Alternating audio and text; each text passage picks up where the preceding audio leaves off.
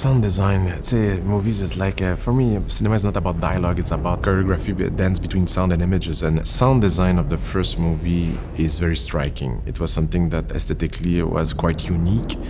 And as much I took several visual liberties from the first movie, I felt that we should be quite close to the spirit of the sound design of the first movie. So we worked very hard to bring that kind of impressionistic artificial quality to the atmospheres. Technically feel like there's always some kind of sounds that we never heard before that are coming from technology that we don't know. I loved the first film, and I felt a responsibility to do it justice. The first film had such an oral signature with music and sound effects, in content as well as in design, and I struggled with how to honor that and yet be original at the same time. And I think that was always our big challenge. I feel quite strongly that we managed to create a new sonic universe for Blade Runner that certainly will feel familiar, but timbrally it's very different. My memory of the original was that you're in a world where you're constantly being bombarded by announcements, advertisements, and they help fill in the background of the world, the parts of the world that you don't see. In the original, you don't see what it's like off-world, but you're constantly hearing a voice telling you need to move to the off-world colonies. A new life awaits you in the off-world colonies. The chance to begin again in a golden land of opportunity and adventure. So we decided to pay our regards to the original movie and also fill us in a little bit about what's happening in this universe. Also, the multilingual aspect of Blade Runner, which is a really important thing. In the first one, you get the feeling that the Los Angeles in 2019 was populated by every race under the sun, and people are speaking in different languages. And we wanted to go even further with that. In this one, you see a lot of Korean advertisements, Japanese advertisements like you do in the original. We hear a lot of Korean, Hindi, Japanese, and we're being bombarded by languages all the time. In the Blade Runner world, it's dystopian, so it can get gloomy, but Denis, somebody who sees beauty in a lot of different things. He loves sound, he loves the beauty of sound, and it's a testament to his love of sound and what he did with his track that Joe Walker, the picture editor, oftentimes at this point will close his eyes and just listen to the sound of the film. When I started thinking about sound with Denny, we talked about those atmospheres as being a kind of vital element.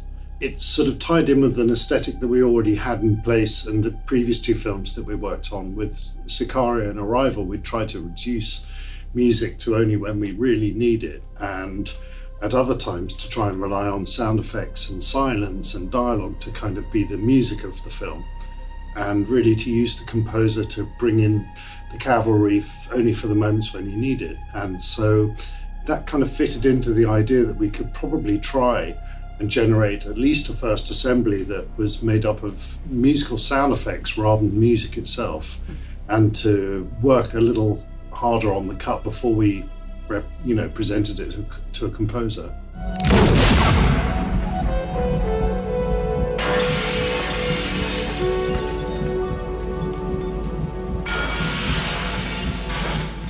I think what I appreciate most about the first film is that it created moods using sound effects and music, and sometimes you didn't really know which was which.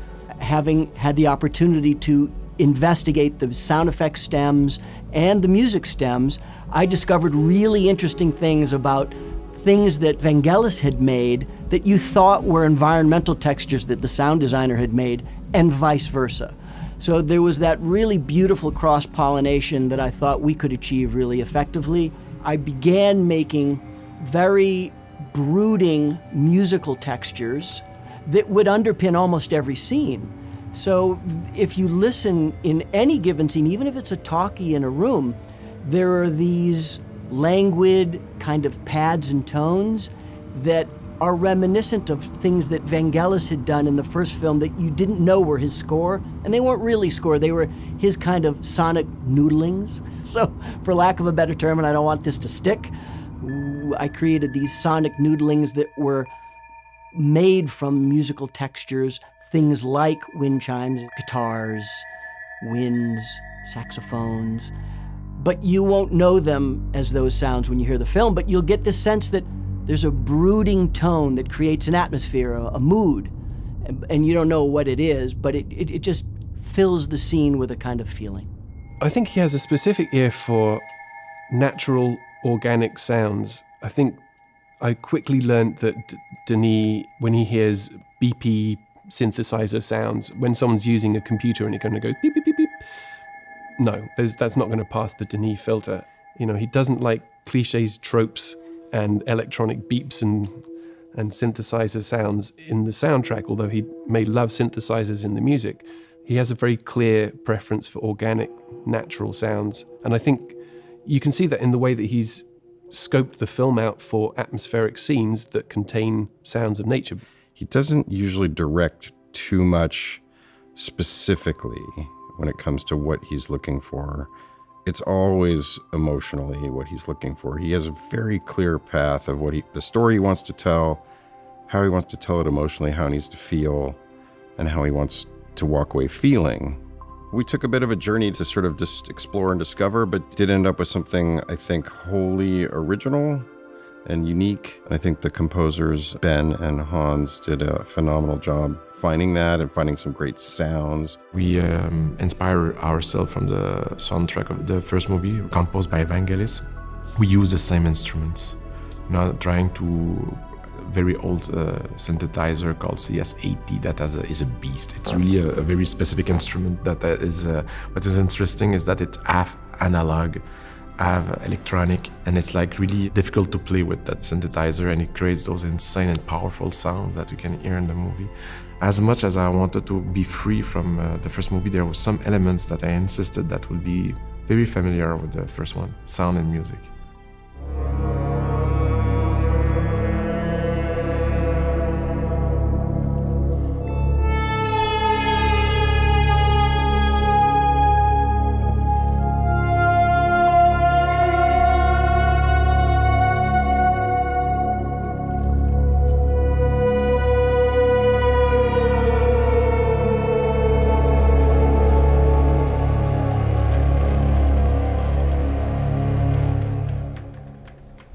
There you have Something like that. The magic of this beast is You have to that, touch. you know, as I press harder, things start happening, and then you can do, and you can go from until it becomes completely just hell. And that's what he's just done there. You notice how the sound just evolved into something mysterious. This is all over the score, like the way the evolving sound there. Because if you record that and slow it down and pitch it, it's the most strange, weird, evocative, like emotionally evocative sound. While everything was uniquely approached, we recorded a massive library of raw materials for the film. We designed an amazing library. I think it's the biggest sound design challenge I've had on a film. The library for Blade Runner is comprised of about 25 or 2,600 unique elements that were created for the film. We did a significant amount of underwater recording with voice underwater. I didn't want to fake that with EQ or a design thing. We brought in people to do things underwater. We did a great deal of vehicle recording to come up with raw elements for the spinners. We did rain recording. We did all these sort of musical object recordings, drones and electric tools.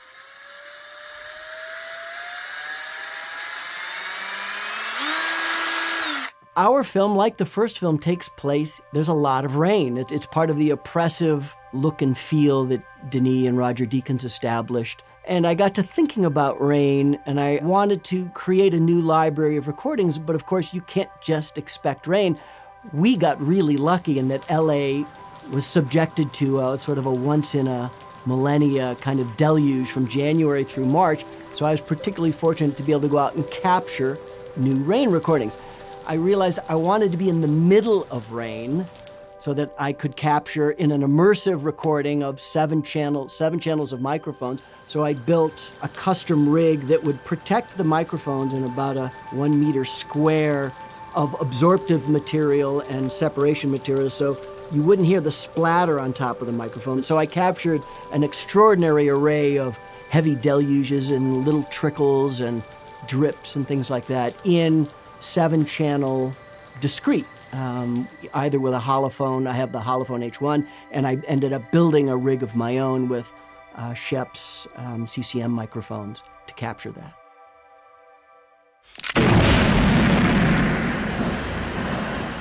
We didn't care for the sound of the blasters from the first film, and that was in fact my first sound design challenge from Denis was rethink the blaster. So I recorded a Barrett 50 cal, which is this gigantic sniper rifle, and it has a round about that big and that fat, and it's got quite a kick and quite an explosion. And then that went through a component from Theo Green, a really sort of untoward sweetener that gives it its kind of uniqueness. The sort of 909 bass drum hit that you'd hear in an EDM track, heavily processed, so it's got this big boom. And so it was blending really only two components in a clever way to come up with this signature of the blaster and Denis. It's really fun in the movie. I think you'll dig the sound of it. There's really only one vehicle, and we have the spinner, as Deckard and Gaff both flew in the first film. Kay flies a spinner in this. So it was reimagining the spinner in one way, in that it's 30 years hence, so they've been slightly modernized, and yet, because we're post-blackout, they are still flying craft that were probably cobbled together from parts from pre-blackout. And so we wanted it to always sound like it was not quite in good repair. So whenever Kay is flying it, you're in this sort of not quite fully safe vehicle that you don't feel too comfortable to be in. One of the ways was putting a subwoofer inside of my wife's Honda Element in varying degrees of resonance with low frequency sound to get the interior of that car to vibrate. And we threw in lots of things, metal objects and plastic objects that would vibrate and rattle, and then recorded that in 7-channel so that whenever we're inside the spinner, you're inside of this kind of rattling, vibrating thing. Denis has a very bold approach to things, which I love. He's not afraid to take everything out or hit you with everything. You know, it's very dynamic. It's one of the most dynamic tracks that Doug and I have ever mixed. Which is, I love. I mean, it's fantastic to be able to go there. It's like, he's not afraid. And sometimes it came down to one or two things, and that's all we needed, and it was perfect. Whenever you got the phrase, "I deeply love this," you know you're in the pocket. I love that when he says it. And Denis is one of those guys who sees detail of emotion and feeling and story narrative to a degree that is so beautiful and so detailed.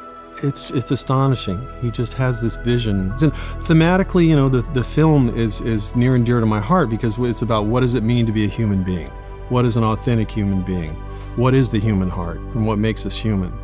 And those themes are incredibly powerful. And in the hands of somebody like Denis, they'll just knock you off your feet.